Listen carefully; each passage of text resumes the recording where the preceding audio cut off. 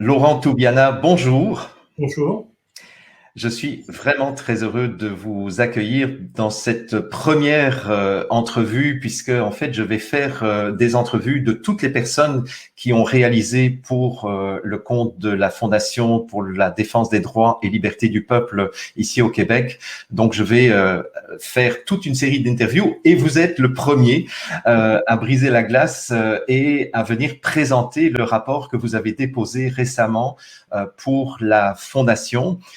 Un rapport d'expertise qui servira, entre autres, à l'avocat de la Fondation, Maître Dominique Desjarlais, que j'aurai aussi le plaisir d'interviewer.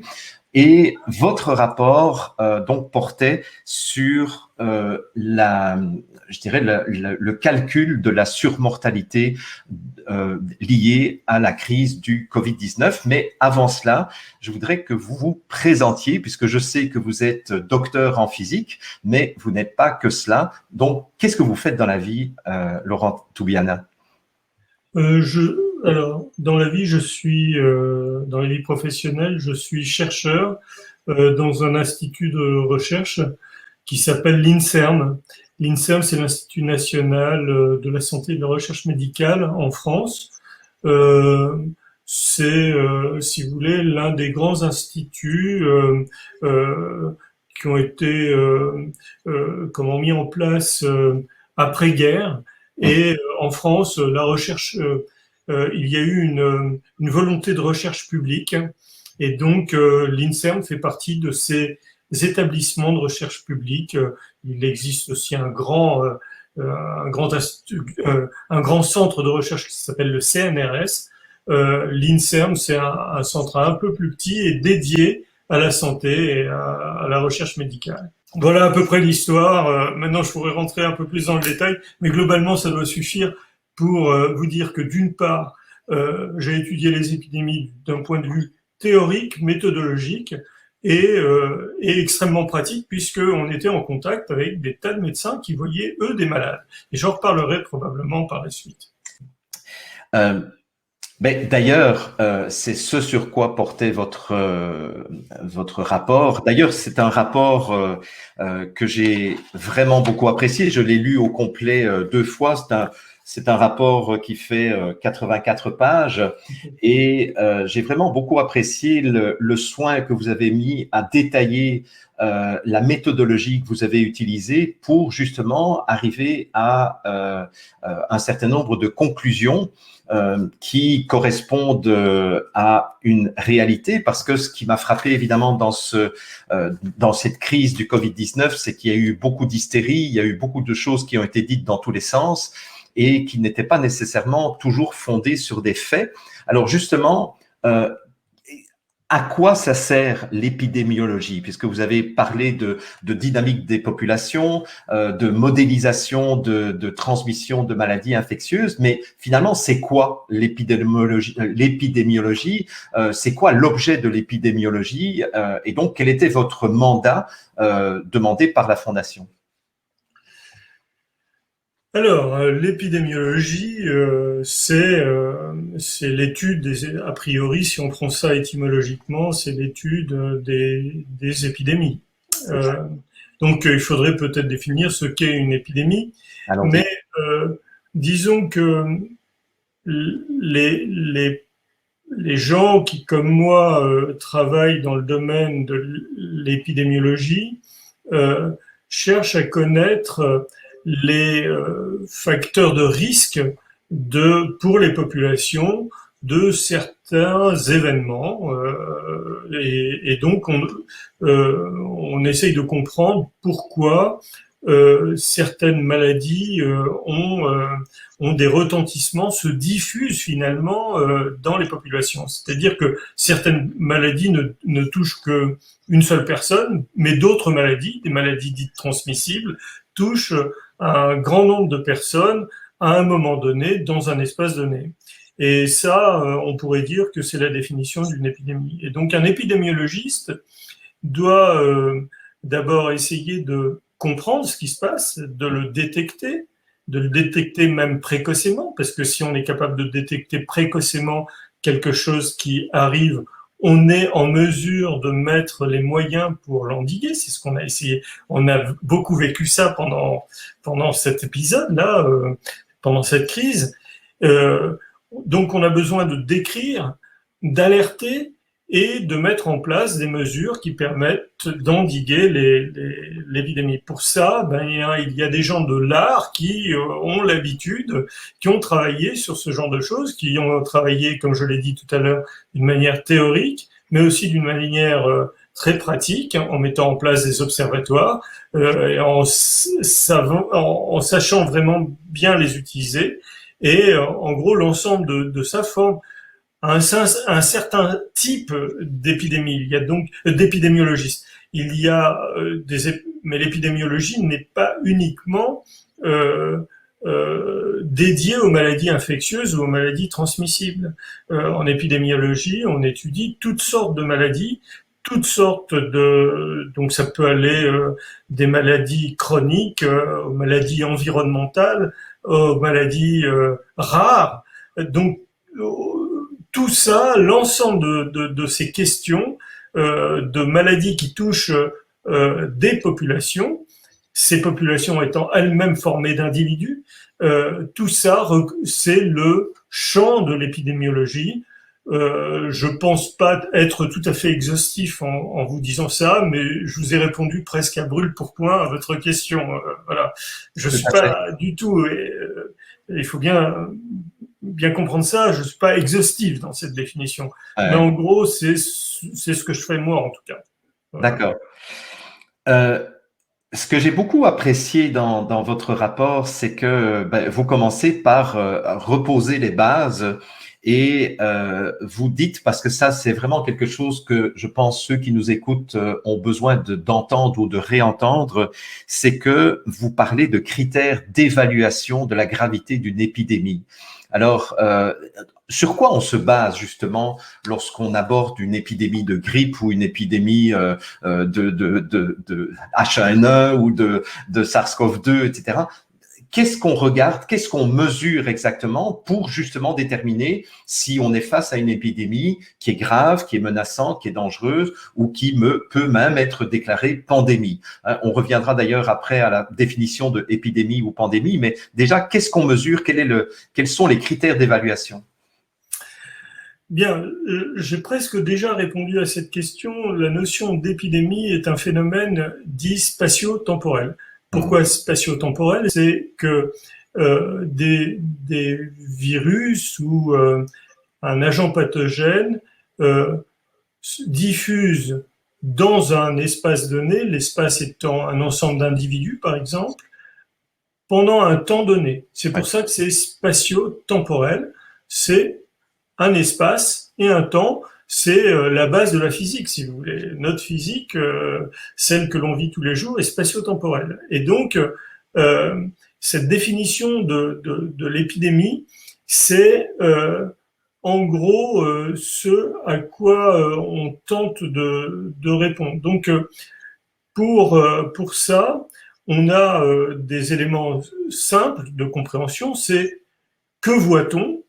Et en gros, l'épidémiologie sert on va compter quelque chose. Mais ce quelque chose, c'est généralement des nouveaux malades. Hein. Donc, pour compter le nombre de nouveaux malades dans un temps donné, sur un espace donné, donc imaginons un espace, une ville, et pendant une semaine, eh bien, on va compter le nombre de nouveaux malades qui arrivent. Et ça s'appelle l'incidence. Ça a un nom, c'est l'incidence. Alors, l'incidence est l'une des mesures possibles lorsque les pathologies comme ça ont des dynamiques rapides. C'est-à-dire, une épidémie de maladie transmissible, eh bien, c'est une maladie à diffusion rapide.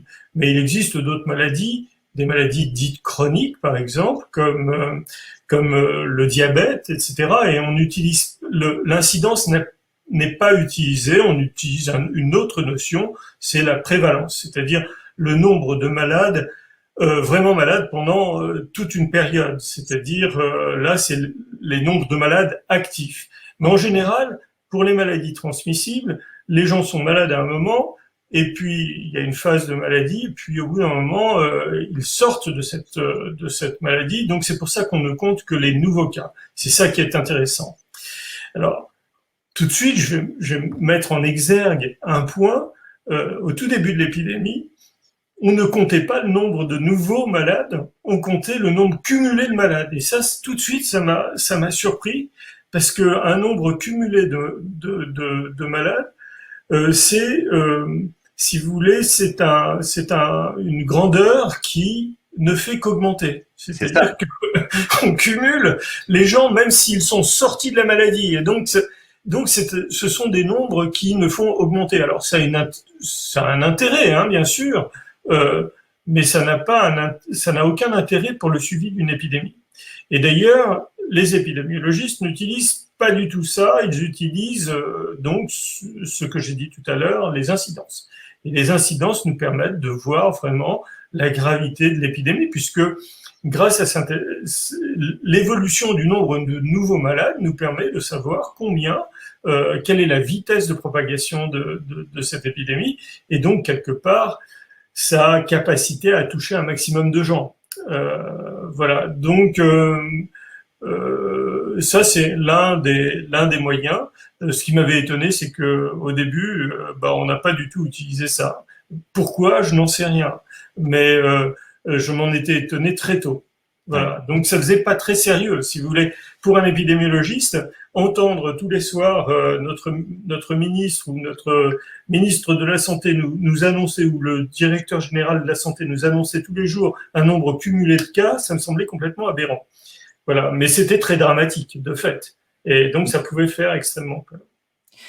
Alors, vous parlez aussi au tout début de votre rapport de l'impact que les tests PCR ont eu sur la dramatisation justement et sur un biais probablement de présentation de cette épidémie, puisque je vous cite, hein, vous dites à la page 7, nous montrerons dans ce rapport que la généralisation des tests a artificiellement augmenté le nombre de cas confirmés de la maladie sans pour autant augmenter le nombre de malades, d'hospitalisations et de morts. Donc, si je comprends bien ce que vous dites, c'est que normalement, en épidémiologie, ce qu'on compte, c'est l'incidence des malades, l'incidence des vrais malades, c'est-à-dire des gens qui ont des symptômes, l'incidence des hospitalisations et l'incidence des morts. Mais là, ce que vous dites, c'est que les tests sont venus brouiller les cartes. Alors, comment est-ce que vous avez observé ça? Ouais, merci de me remettre un peu à l'heure, parce que c'était la fin de mon raisonnement, mais je l'avais oublié en le poursuivant. En effet, en épidémiologie, généralement, ce que l'on compte, c'est essentiellement des malades dans un premier temps, et lorsque la maladie est très grave, on compte des morts.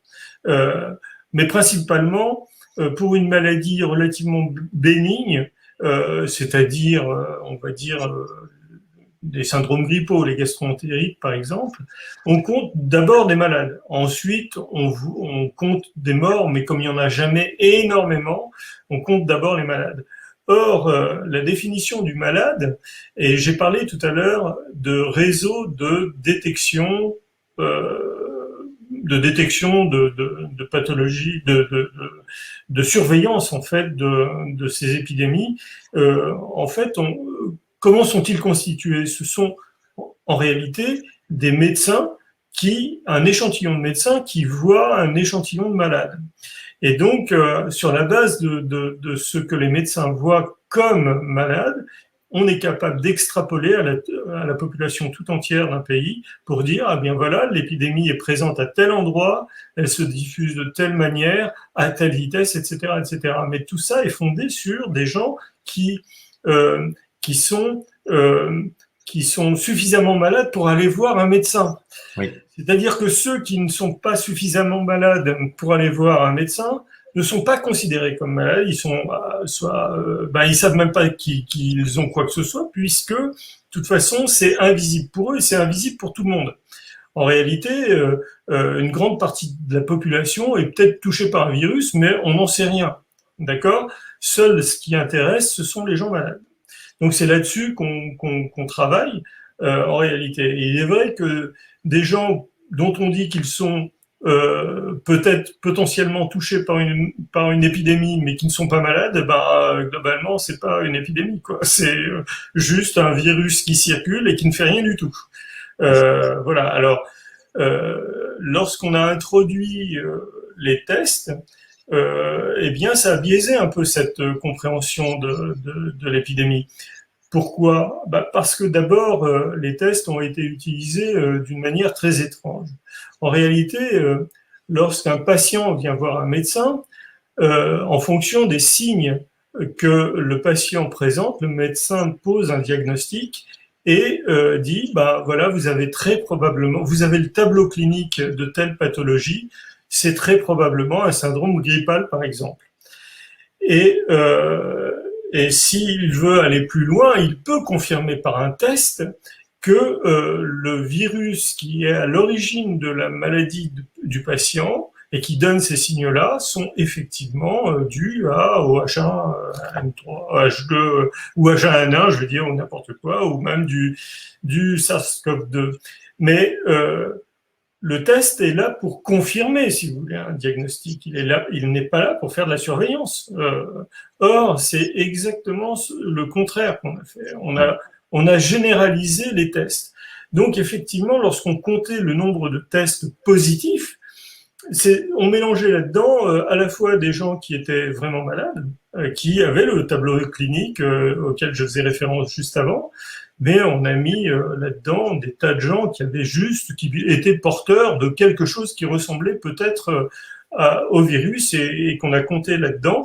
Et c'est cette courbe, la courbe des tests positifs qu'on a regardé. Donc c'était une épidémie de tests positifs. Or, une épidémie de tests positifs, ça ne fait pas une épidémie réelle, quoi. C'est autre chose. C'est un autre. Si vous voulez, en physique, on doit définir avant tout ce que l'on observe. Or, ce que l'on observait, ce n'était pas une épidémie, c'était simplement des résultats à un test qui était sujet à caution. Et lorsqu'on voit, par exemple, en France, parce que j'ai bien les chiffres en tête, 7% des tests étaient positifs, ça voulait dire que 93% des tests étaient négatifs. Donc ça faisait une énorme partie de la population qui était négative. Et parmi ces tests positifs, il y en avait qu'une infime partie qui correspondait à de vrais malades. Donc fonder, si vous voulez, des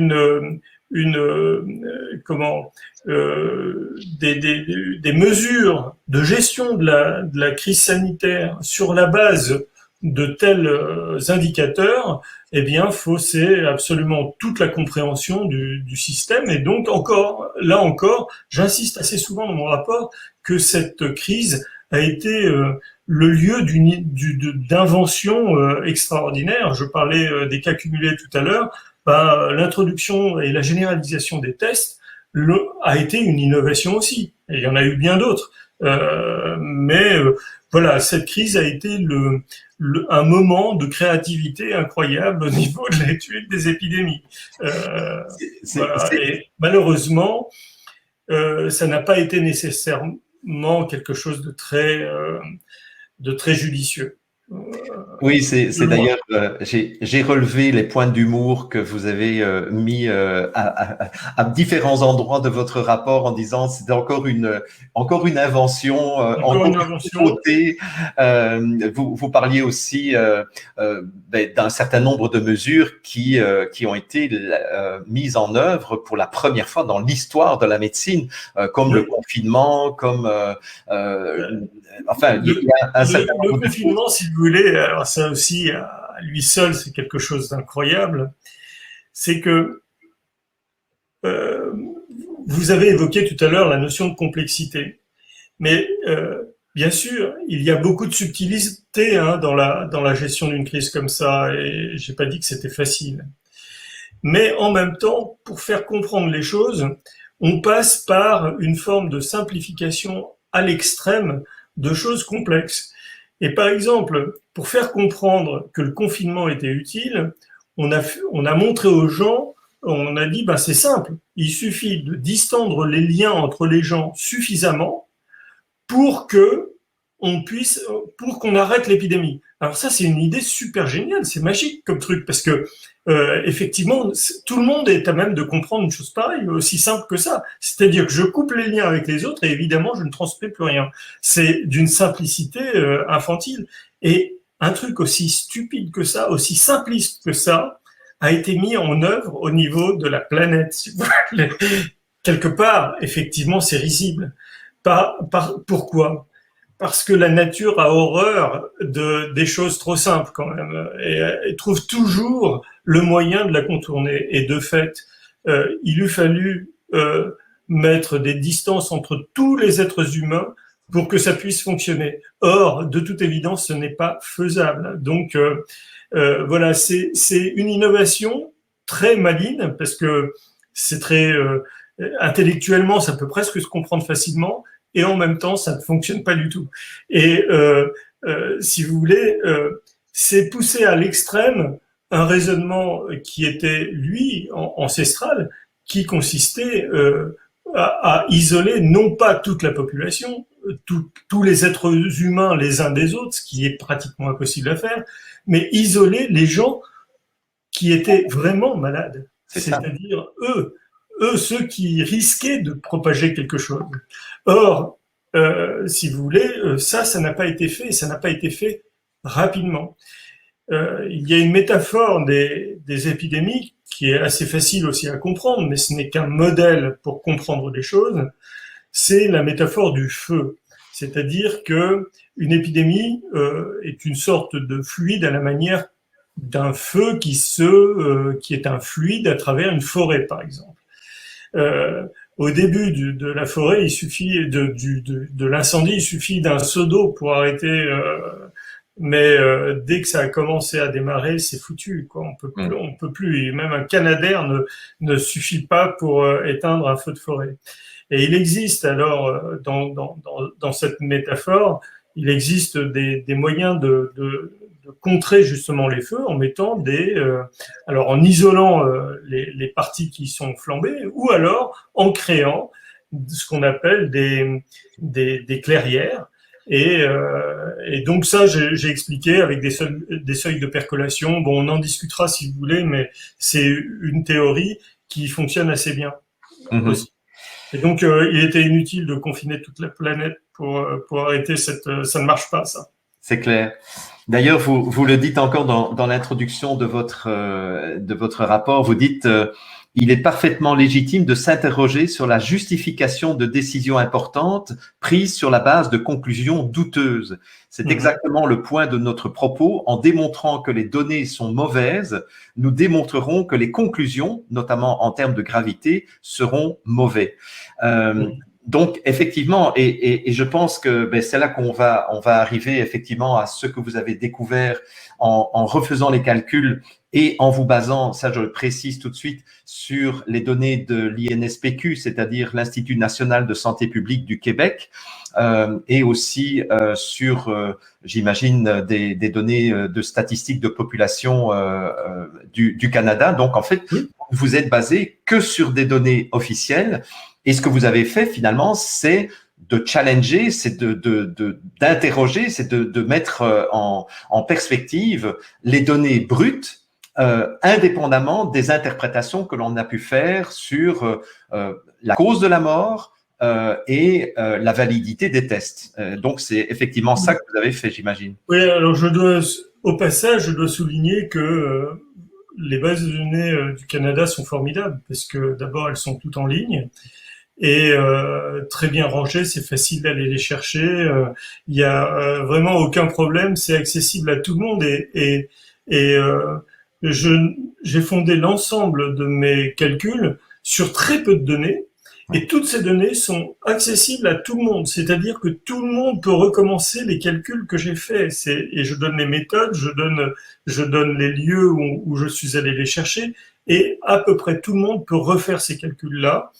Donc après, ce n'est que simplement une mise en perspective de ces données-là avec ce qui s'est réellement passé. Et donc oui, de proche en proche, je pense qu'on va l'aborder.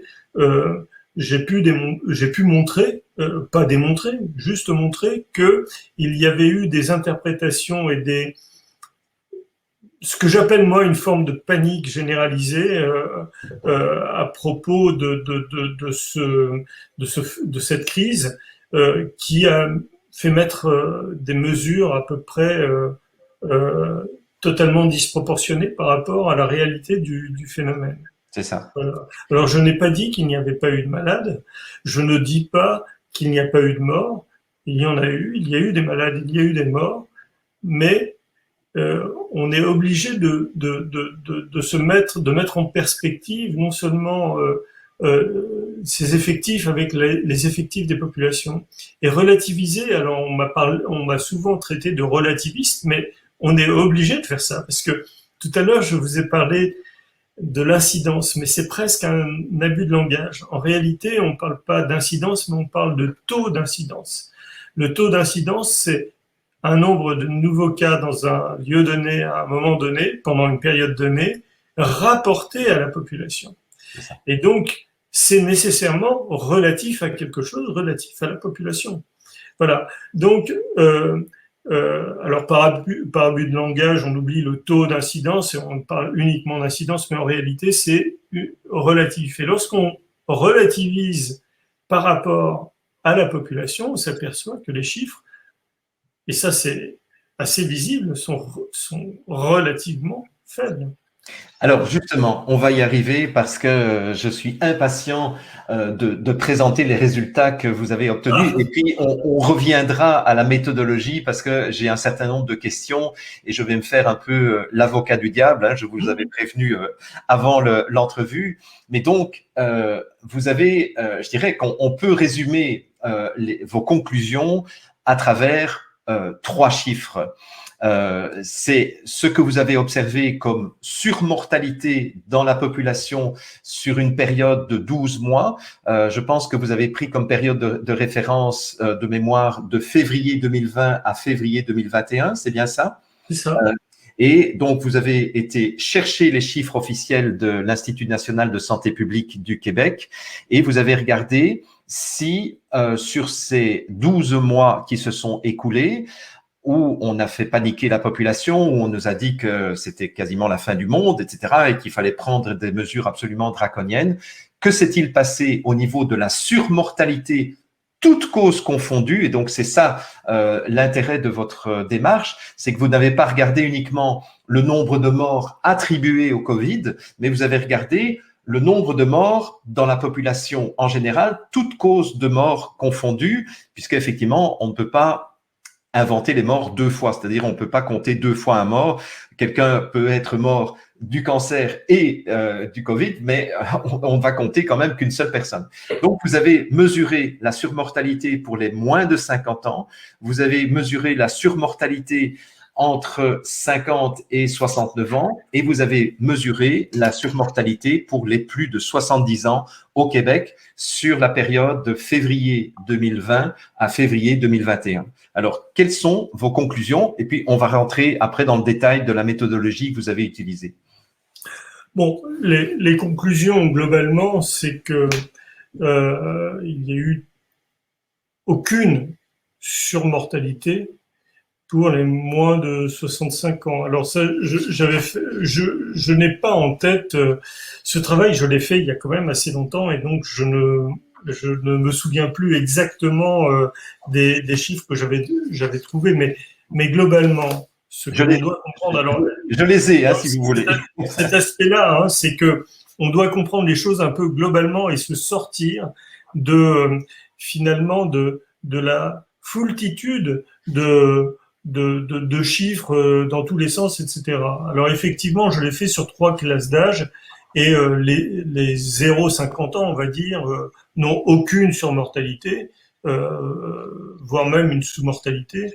Les 50-70 ans n'ont pas de surmortalité et il y a une tire de 70 ans. Mais avant de dire ça, il faudrait effectivement revenir sur la notion de surmortalité. Vous l'avez très bien expliqué, mais je vais la réexpliquer Allez-y.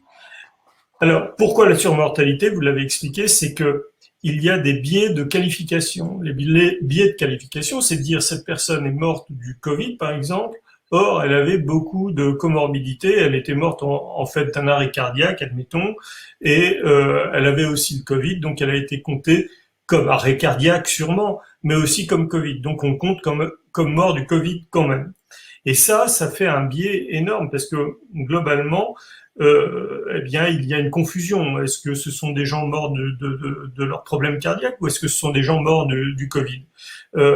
Pour éviter ce genre de choses et pour éviter ce débat-là, qui est un débat compliqué, difficile, c'est-à-dire comment compte-t-on les morts et quelles sont la cause réelle de la mort, on évite ce débat-là en disant, bah voilà, il passe un événement sanitaire, une épidémie ou une vague de chaleur, et à cet événement sanitaire, est-ce qu'il y a eu plus de morts que si il ne s'était rien passé? En gros, c'est ça la mortalité, la surmortalité. Au moment du passage d'un événement, est-ce que globalement, ça fait plus de morts qu'avant? Peu importe quel type de mort. Ils ont peut-être eu un problème cardiaque, un problème de diabète, un problème de... Peu importe, est-ce que cet événement, globalement, crée plus de morts?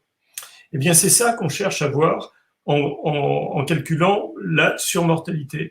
Et pour calculer la surmortalité, c'est extrêmement simple. On se réfère à ce qui s'est passé au cours des années précédentes. Et on calcule une moyenne de la mortalité pour une période donnée. Alors, la période, ça peut être chaque jour, ou chaque semaine, ou chaque mois, ou même toute une période complète pendant laquelle il s'est passé cet événement. Et puis, donc, on va regarder ça, on va faire une moyenne, et autour de cette moyenne, à chaque fois qu'on a une moyenne, on a ce qu'on appelle des intervalles de confiance. C'est-à-dire que sur une moyenne, eh bien, si vous voulez, c'est un indicateur qui est peu fiable parce qu'il peut y avoir des variabilités de cette moyenne. Pour fiabiliser la variabilité de la moyenne, on établit l'intervalle, la fourchette, si vous voulez, dans laquelle les chiffres peuvent être considérés comme bons. C'est-à-dire que, imaginons qu'il y ait habituellement en moyenne 1000 morts, si on a 1010 morts, est-ce qu'il y a vraiment 10 morts de plus? Pas forcément. Il y a de la variabilité, donc cette variabilité est estimée avec par une formule mathématique, mais pas très compliquée. Elle est estimée, on estime que même 1010 morts, bah, finalement, c'est normal. D'accord? C'est à l'intérieur de l'intervalle et donc c'est normal. Maintenant, tout ce qui dépasse cet intervalle de confiance, alors là, on peut avoir confiance dans les chiffres qui dépassent cet intervalle-là. C'est ça ce que nous avons calculé. Donc on se réfère à une période précédente, on calcule l'intervalle dans lequel on peut faire confiance à ces données, et puis ce qui dépasse cet intervalle, alors là, ça s'appelle de la surmortalité sûre. Voilà, donc c'est comme ça qu'on a calculé la surmortalité, en se référant à une période de 3 ans en réalité. C'est les 3 dernières années. Alors vous allez me dire, pourquoi 3 ans? Eh bien parce que les années, comme je viens de le dire, fluctuent, c'est-à-dire que tous les ans, il n'y a pas exactement la même mortalité. Donc on est au moins obligé de lisser ces fluctuations sur 3 ans. C'est pour ça qu'on fait une moyenne et qu'on calcule un intervalle de confiance. Voilà. C'est pas très compliqué, c'est quand même un peu compliqué, mais voilà le calcul. Alors maintenant, après, on a calculé ça pour tous les âges, pas pour des tranches d'âge, pour tous les âges. Et une autre toute petite complexité s'ajoute à cela, c'est le fait que les populations, les effectifs eux-mêmes de population évoluent au cours du temps. C'est-à-dire qu'en 2017, il y avait moins de personnes qu'en 2018. Mais pas partout. C'est pour ça qu'on fait d'abord une étude démographique de la population du Québec, en l'occurrence, en disant, mais il y a plus de personnes de quel âge? Eh bien, on s'aperçoit que les classes d'âge ou les âges jeunes étaient moins nombreuses, etc. Et donc, pour ça, il faut faire un calcul de redressement de la population. Donc, tout ça est inclus dans le modèle de calcul de la surmortalité. Voilà, Alors, je ne sais pas si j'ai bien expliqué, mais vous avez en parfaitement gros, c'est ça l'idée. Oui, oui, non, non, c'est parfaitement bien expliqué. Mais moi, ce que je vois dans vos tableaux, c'est que quand même, au niveau du calcul de surmortalité des moins de 50 ans, de 50 à 69 et de plus de 70 ans, et puis la population en général, vous reprenez quand même depuis les années 2013, parce que vous dites, j'ai fait le calcul de moyenne sur les 3 dernières années. En fait, moi, je vois depuis 2013 jusqu'à 2020.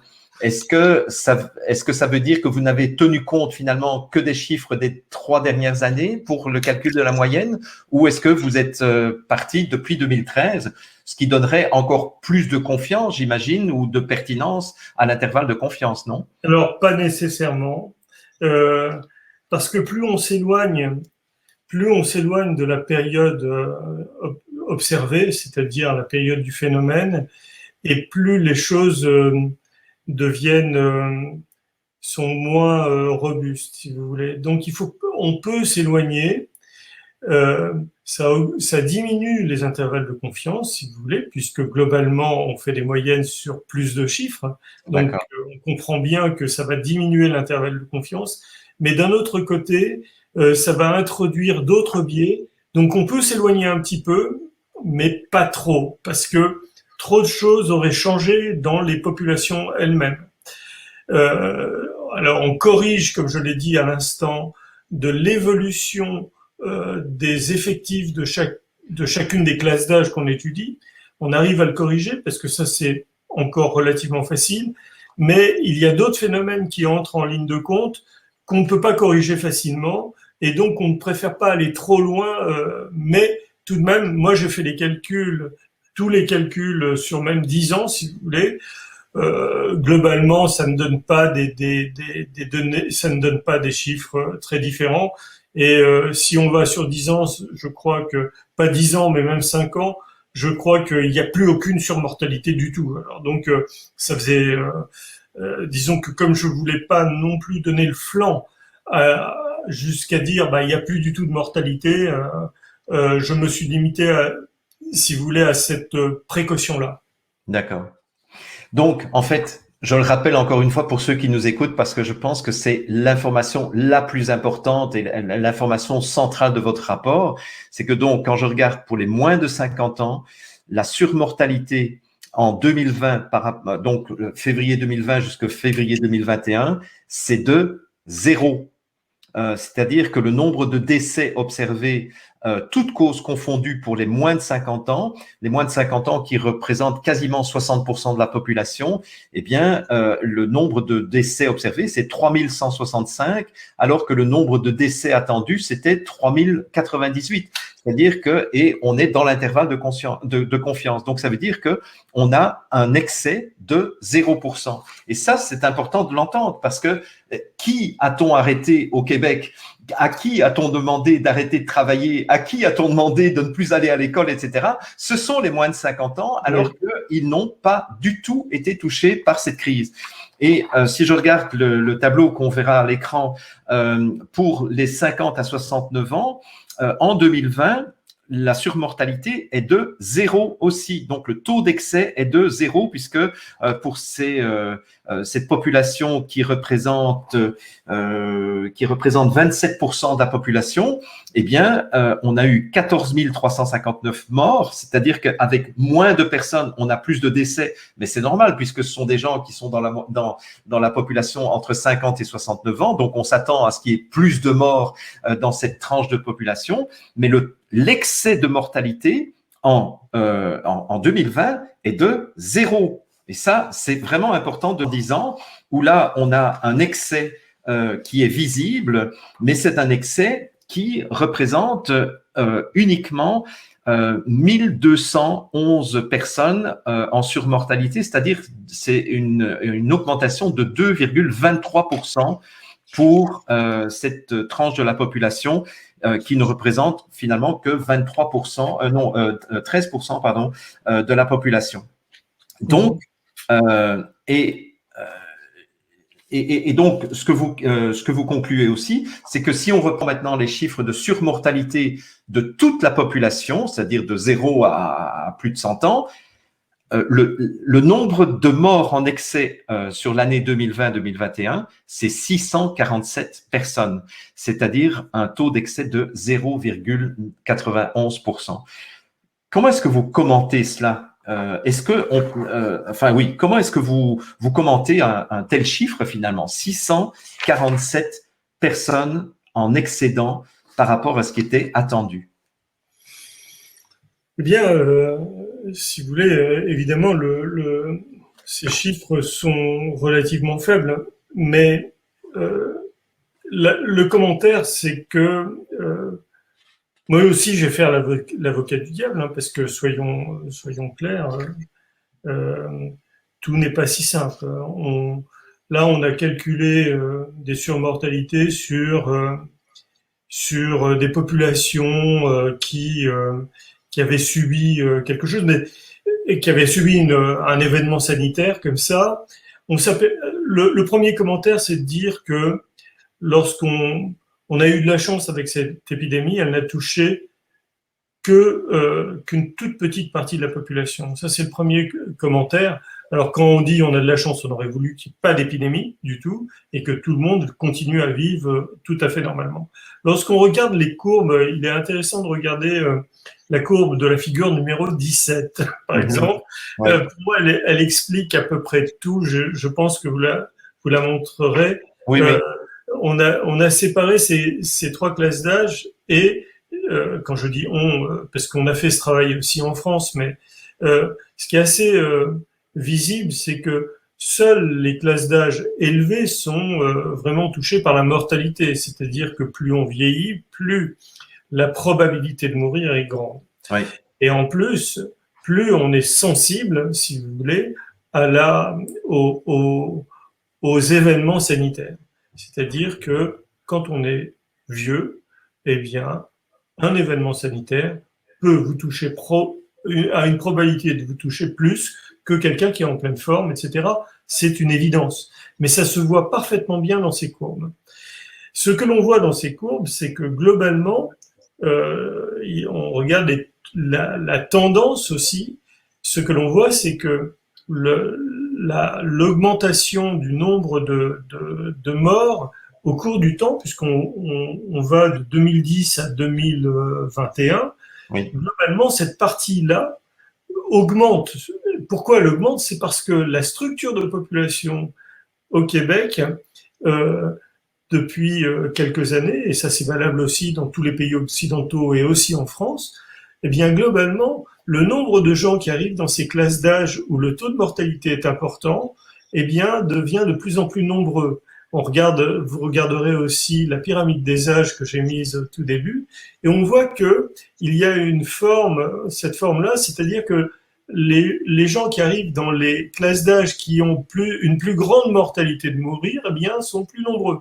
Donc c'est normal qu'on meure plus. Et comme on est en même temps plus sensible aux événements sanitaires, eh bien, lorsqu'une crise arrive, eh bien, elle peut provoquer des morts.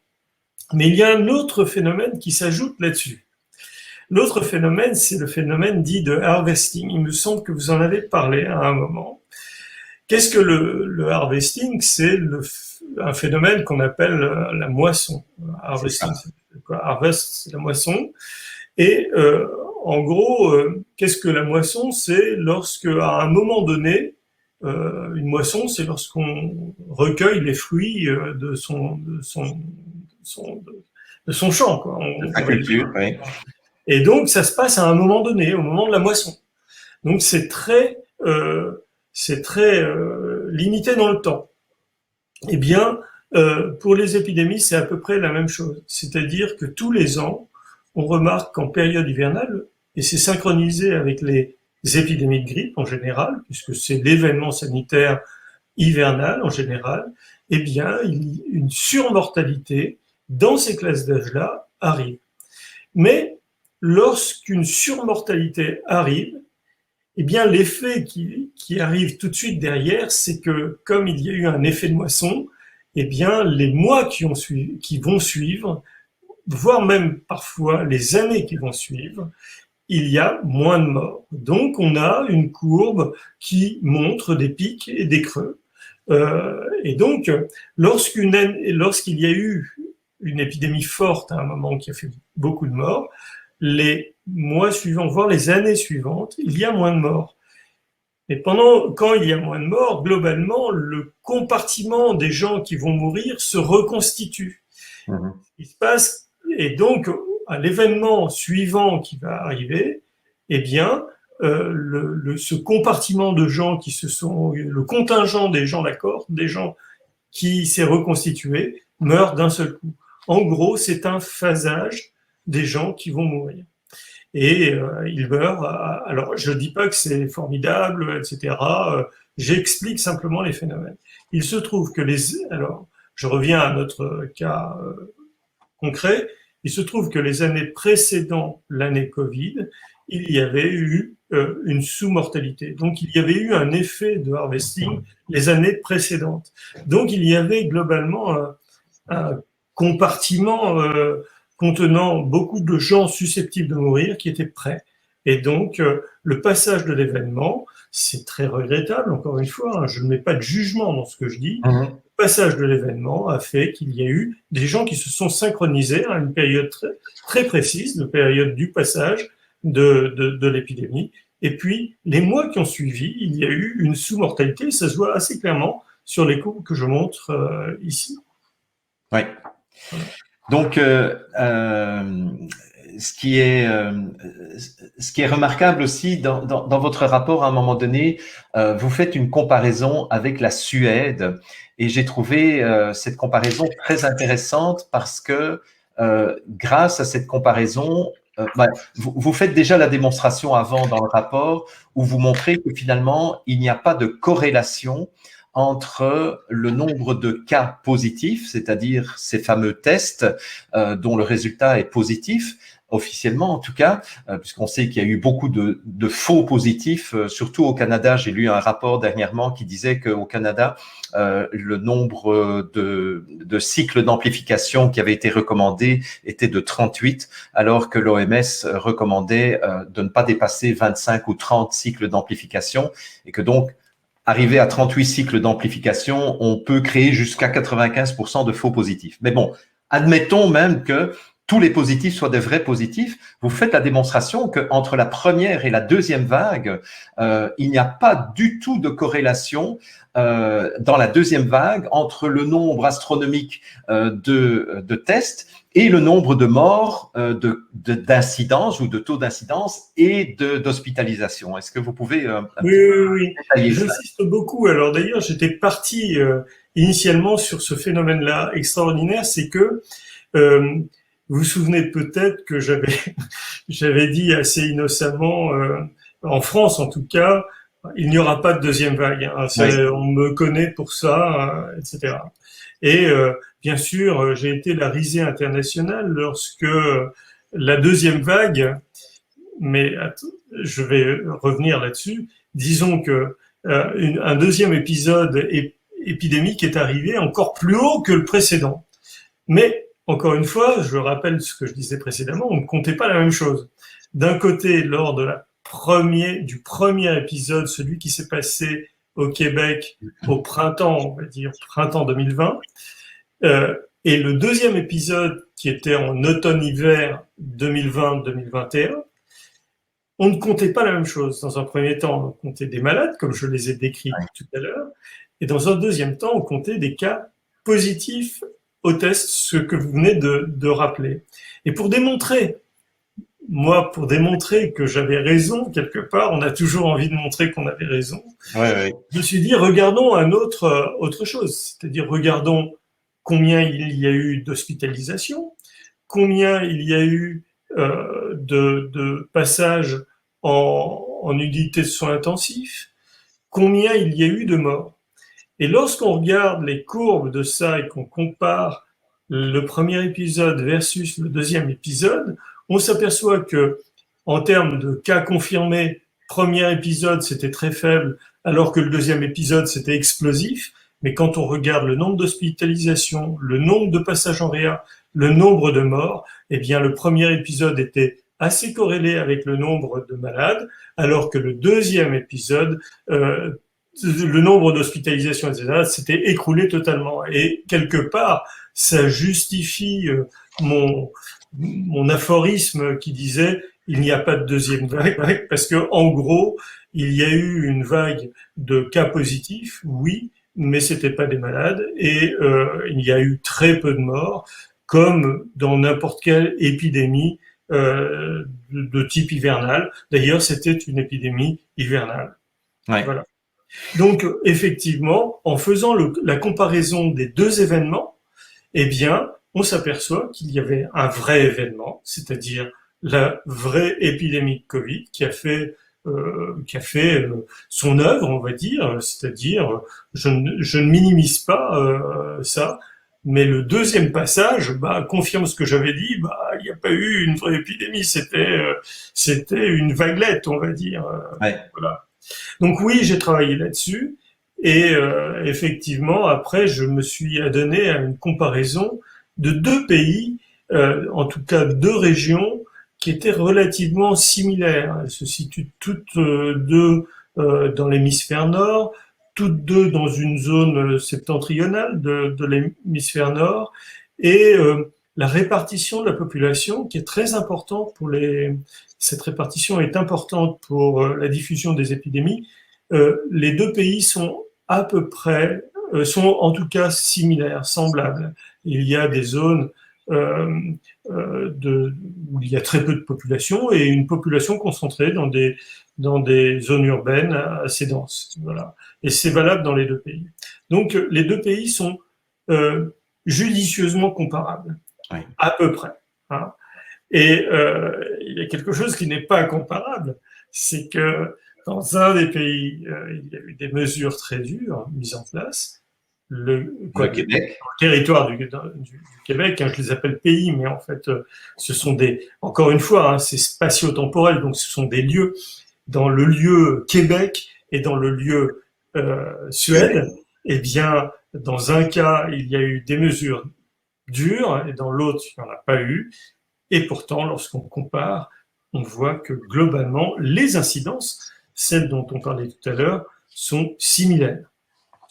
Oui, c'est ça qui est étonnant. Bon, la Suède a un nombre d'habitants un petit peu plus élevé, mais quand on regarde la mortalité attribuée au Covid-19 par 1000 habitants, on a exactement les mêmes chiffres, alors que le taux d'incidence en Suède était quasiment 2 fois plus important qu'au Québec. Le nombre de cas confirmés était 2,3 fois plus important qu'au Québec, mais la mortalité est strictement la même. C'est vraiment ça qui est fabuleux. Et d'ailleurs, du coup, vous citez le docteur Arruda, donc le directeur de la santé publique du Québec, qui s'était permis d'affirmer qu'entre 30 et 60 000 personnes avaient été sauvées au Québec pendant le premier épisode épidémique. Et donc, vous demandez, mais quel est le bien fondé d'une telle affirmation, sachant en plus que, d'après ce que j'ai su, parce que j'avais suivi cet épisode, je pense qu'il s'était basé sur les chiffres de la France, il ne s'était même pas basé sur les chiffres du Québec, puisque au même moment, il y avait eu un rapport qui était sorti en disant, en France, on a sauvé entre 30 et 60 000 personnes. Oui, je connais assez bien la personne qui a sorti ce rapport, que j'ai fréquenté très bien, puisque ça a été même mon étudiant à un moment donné, mais pas trop longtemps, heureusement. Il avait sorti ce rapport qui a fait grand bruit puisqu'il allait en droite ligne de la doxa, quoi, si vous voulez.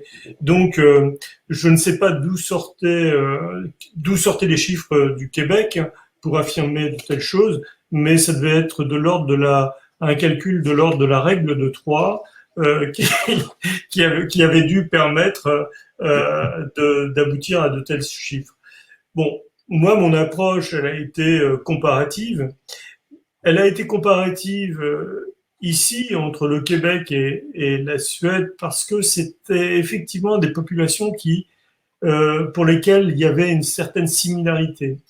Mais nous avons fait une étude avec une équipe de recherche où nous avons fait les choses d'une manière indépendante des lieux. C'est-à-dire que nous avons carroyé l'intégralité de la surface de la Terre, c'est-à-dire qu'on a fait, comme je vous ai dit tout à l'heure, des petits carrés dans lesquels on prenait une population, on regardait combien il y avait de personnes dedans et quelle était la dynamique de l'épidémie.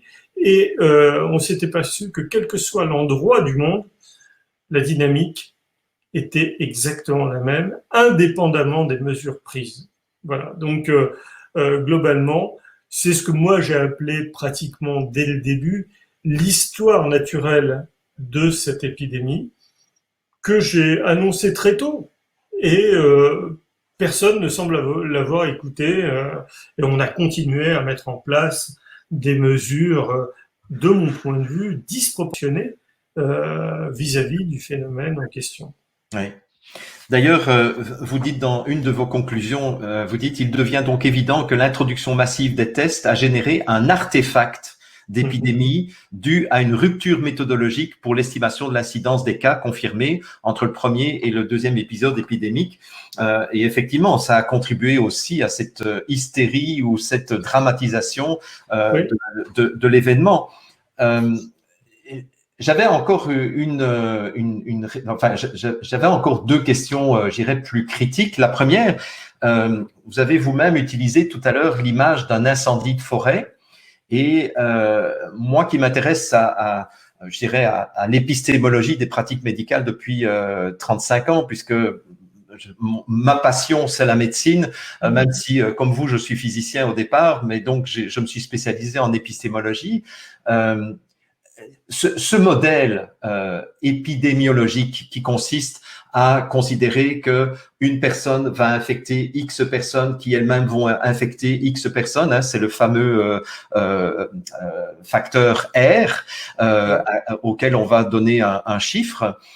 Est-ce que c'est vraiment quelque chose qui tient compte de la nature de l'immunité? Parce que, vous savez, moi j'ai participé à une quinzaine de manifestations ici au Québec. J'ai embrassé des centaines de personnes parce que les gens me reconnaissaient dans la rue. Probablement que parmi ces personnes, il y avait des personnes qui étaient malades, il y avait des personnes qui étaient infectées réellement, des personnes qui étaient des cas positifs. Et malgré tout, mon système immunitaire a fait le travail et je n'ai pas été atteint. Et comment est-ce que vous tenez compte de la nature immunologique des individus lorsque vous faites une modélisation, parce que je dirais dans l'allégorie de la forêt, c'est clair que dans une forêt, il n'y a que des matériaux inflammables. Donc, nécessairement, quand le feu se propage, il se propage sans aucun obstacle. Alors que pour un être humain, l'immunité peut faire un obstacle à la diffusion. Alors, comment vous intégrez ça dans vos recherches? Merci beaucoup de me poser cette question, parce que nous sommes face vraiment à une question centrale qui a été celle de la mise en place de ces fameux modèles.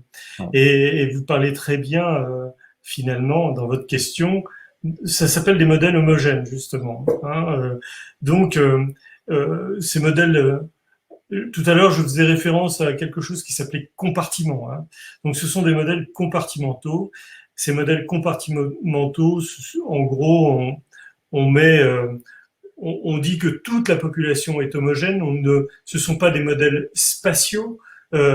Toute la population, c'est, voilà, j'ai un stock de gens qui sont susceptibles d'attraper la maladie. C'est ça le modèle.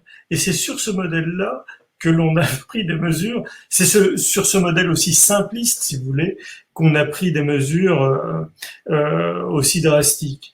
En réalité, ces modèles, on montre ça dans les classes de première année, hein, pour faire comprendre aux étudiants comment une épidémie peut fonctionner. Ce sont des modèles assez anciens, je crois qu'ils ont été mis en place dans les années 30, et ce modèle compartimental est justement un modèle homogène où on fait passer des gens de susceptibles en contact avec des gens malades et ça génère de nouveaux malades. Puis au bout d'un moment, ces gens malades guérissent et ça les passe dans un autre compartiment, des gens guéris qui eux-mêmes devraient normalement faire obstacle à la diffusion de l'épidémie, mais comme ce ne sont pas des modèles spatiaux, on peut difficilement transposer cette modélisation à à une réalité. Donc c'est une simplification extrême de la réalité.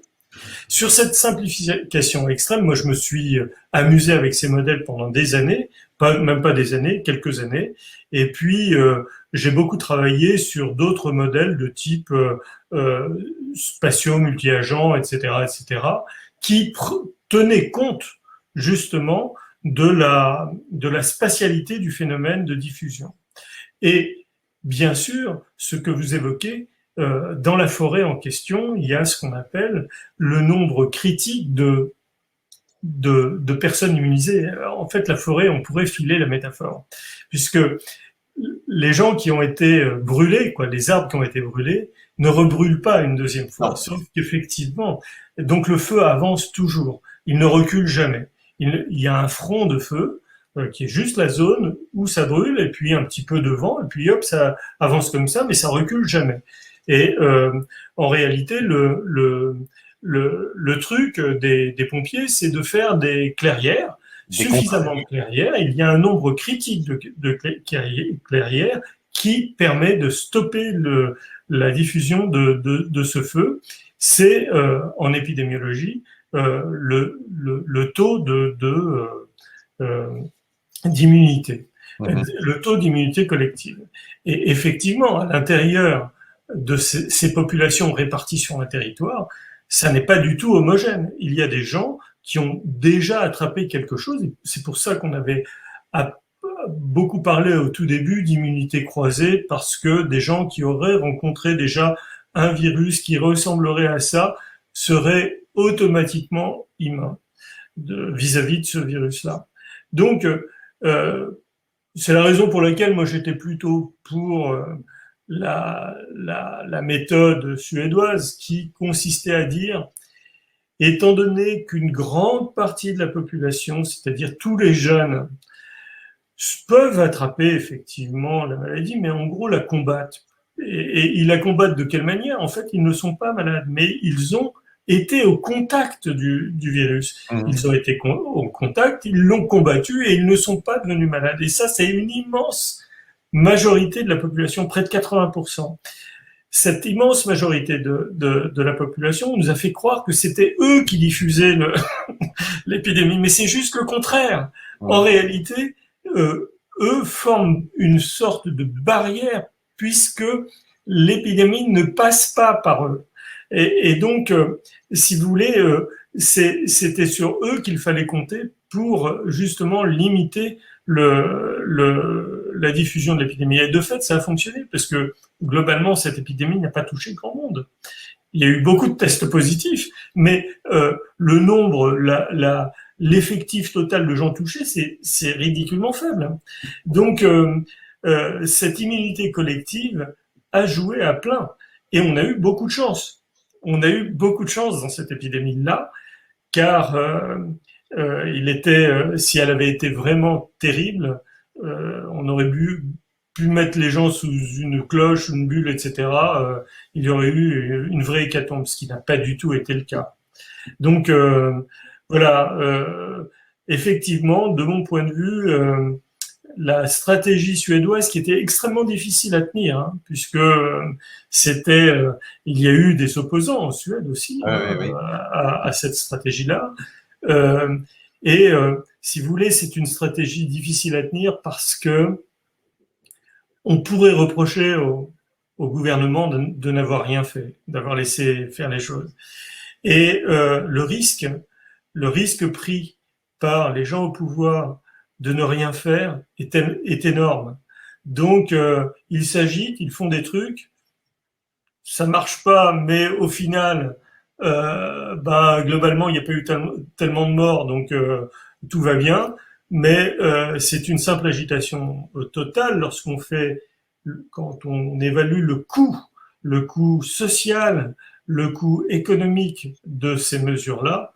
Il est démentiel par rapport aux bénéfices réels du truc. Mais il est possible que les gens, les gens qui étaient aux commandes n'ont pas pu prendre peut-être le risque de ne rien faire. Et d'ailleurs, en Suède, ils ont pris ce risque-là. Ils ont été la risée internationale, donc et la cible de tout ça. Donc, si vous voulez, les choses sont complexes, mais ça me dépasse. Moi, je fais un commentaire là ici, mais ça dépasse totalement mon domaine d'épidémiologiste. Mais ça ne m'empêche pas de réfléchir quand même. Voilà, c'est vrai que euh, ça rejoint probablement le principe de précaution, hein, in dubio pro malo, c'est-à-dire dans le doute, croit que le pire va arriver. Donc, ce risque-là, ils n'ont pas voulu le prendre. Ouais. Voilà. Et c'est vraiment. Enfin, je vous posais la question aussi parce que moi, j'ai été extrêmement surpris à quel point on a suivi comme un seul homme les prédictions de Niall Ferguson, puisque finalement, tout est parti de lui. Hein. Je rappelle que Niall Ferguson, ce chercheur britannique du collège, de l'Imperial College, avait annoncé une hécatombe mondiale. Et avait recommandé directement le confinement généralisé sous peine de connaître des dizaines de millions de morts de par le monde. Ce qui m'a vraiment beaucoup étonné, c'est que ce n'était pas la première fois que ce bonhomme faisait des prédictions et à chaque fois, il s'est planté, mais de façon absolument incroyable. Et on a continué à calquer finalement un certain nombre de mesures politiques sur base d'un bonhomme qui ne s'est jamais, enfin, qui s'est toujours trompé depuis le début de sa carrière. Oui, mais en même temps, oui, je suis absolument d'accord avec ça. Effectivement, tout ce que vous venez de dire et j'y adhère totalement et c'est parfaitement connu. Et c'est particulièrement connu de moi puisque des épidémiologistes de cette nature, il y en a beaucoup. En fait, l'effet pervers de l'épidémiologie et de l'épidémiologisme, on va dire, c'est que on aimerait bien voir une vraie épidémie. Alors, je plaisante un peu, mais globalement, ces gens ont cru à leur, c'est une forme de perversité de la science, c'est lorsqu'on met en place une théorie, on veut y croire à toute force. Et c'est bien d'une certaine manière. Moi, je crois à ce que je fais. Si je n'y croyais pas, ce serait terrible. Mais et donc, c'est pour ça qu'il ne faut pas prendre les scientifiques pour des dieux, ni même pour des. Il faut beaucoup se méfier. Les gens se trompent. Et je suis le premier à me tromper. Et justement, beaucoup se sont dit pendant cette période, mais c'est incroyable, les scientifiques ne sont pas d'accord entre eux. Mais c'est la base même de la science, c'est de ne pas être d'accord. Et donc, c'est la base même de la science, on n'est jamais d'accord. Même avec soi-même, on n'est pas d'accord. En permanence, il y a une critique permanente de notre propre travail. Sauf que certains finissent par croire à ce qu'ils font. Et j'ai tellement vécu ce genre de comportement de certains scientifiques depuis des années et des années, c'était probablement la raison pour laquelle je me disais, oh là là, ça c'est très, au début de l'épidémie, oh là là, ça c'est très dangereux, ce machin-là. Il faut surtout pas que je mette le doigt là-dedans, parce que ça va me retomber dessus si je commence à trop parler, voilà. Et d'ailleurs, ça s'est produit.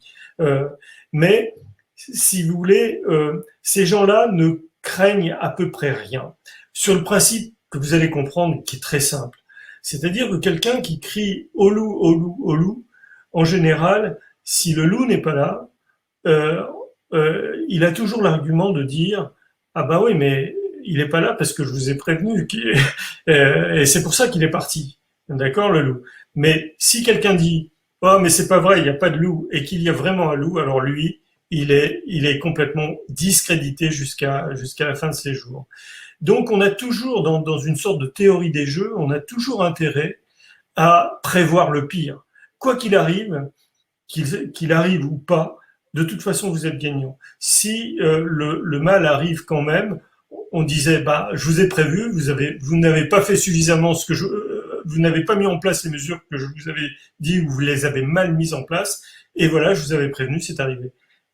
Si ça n'arrive pas, eh bien on dit bah, c'est grâce à moi, ça n'est pas arrivé. Donc si vous voulez, ma position qui est de dire bah finalement d'être rassuriste, hein, c'est ce que j'ai été, est l'une des positions les plus inconfortables qui soient, et il est beaucoup plus confortable pour un scientifique de dire il va arriver, de faire le Cassandre et il va arriver la pire des choses. Voilà, et on comprend ce mécanisme-là. Il est assez simple à comprendre, mais malheureusement, ça n'a pas été assez dit. Et voilà pourquoi certaines personnes sont arrivées sur les plateaux en jouant justement les pires Cassandres, etc. Et on les a crus. Et les gouvernements n'ont pas pu prendre le risque de ne pas les écouter. C'est ça. Voilà. On va bientôt arriver à la fin de notre entretien. Oui, et moi, mon téléphone a sonné. Là, oui, c'est ça. J'ai autre chose à faire. Peut-être une dernière petite question, mais qui est plus de philosophie des sciences, mais vous l'avez évoqué il y a quelques instants en disant les scientifiques ne sont pas d'accord entre eux, et ça, c'est vraiment un message qui n'est pas assez relayé ni par les médias dominants, ni par les gouvernements finalement. Et moi, ce qui me hérisse le poil personnellement, c'est lorsque on me parle à la télévision ou dans le gouvernement de la science. Hein, on se base sur la science et je voudrais juste dire à ceux qui nous écoutent que quand vous entendez une expression comme ça, on se base sur la science. Méfiez-vous parce que ça veut dire qu'on est en train de gommer les désaccords qui existent entre les différents scientifiques, n'est-ce pas? Je suis absolument d'accord, mais la science, par définition, est quelque chose de très mouvant et d'évolutif. C'est-à-dire qu'aucun des travaux scientifiques ne sont une vérité éternelle. Même Newton, sur lequel presque toute la physique est fondée, même lui, des siècles plus tard, on a pu démontrer que c'était valable dans un certain contexte et pas tout le temps. Donc, par définition, la science n'existe pas, ou alors elle existe, mais si elle est toujours remise en question. Et donc, nous ne sommes pas, en tant que scientifiques, les nouveaux porteurs de vérité, loin de là. La seule vérité, c'est la critique permanente de ce que l'on fait. C'est ça le truc. Et c'est un peu difficile, effectivement, pour le grand public qui ne connaît pas ça, en fait, qui ne connaît pas, en fait, les scientifiques, les chercheurs, tout ça. C'est un monde un peu à part, quoi. Je veux dire, c'est le monde des gens qui connaissent. Et quelque part, les gens qui connaissent ont une forme de pouvoir, un pouvoir parce que leur connaissance leur apporte automatiquement ce pouvoir-là. Mais et ce pouvoir, en fait, c'est le cas de Ferguson, ils tiennent à le conserver. Et dès que quelqu'un dans la foule dit ah bah c'est pas tout à fait ça, eh bien le risque c'est que ce quelqu'un soit diabolisé parce que finalement il va remettre en question ce pouvoir. Donc ça c'est quelque chose, c'est un mécanisme encore une fois assez simple, mais qui a fonctionné à plein pendant cette crise-là. En tout cas, merci pour votre temps, Laurent Toubiana, et encore bravo pour votre rapport qui est maintenant dans les mains de la Fondation. Je sais que la route va être encore longue pour la Fondation pour présenter cela devant un tribunal et faire la démonstration avec d'autres rapports complémentaires que cette pandémie a générer probablement beaucoup plus de mal à travers les mesures qui ont été prises que la maladie elle-même. Mais en tout cas, sachez que j'ai beaucoup apprécié la lecture de ce rapport et cet entretien avec vous aujourd'hui. Donc, merci. Merci et bonne continuation à vous. Merci beaucoup.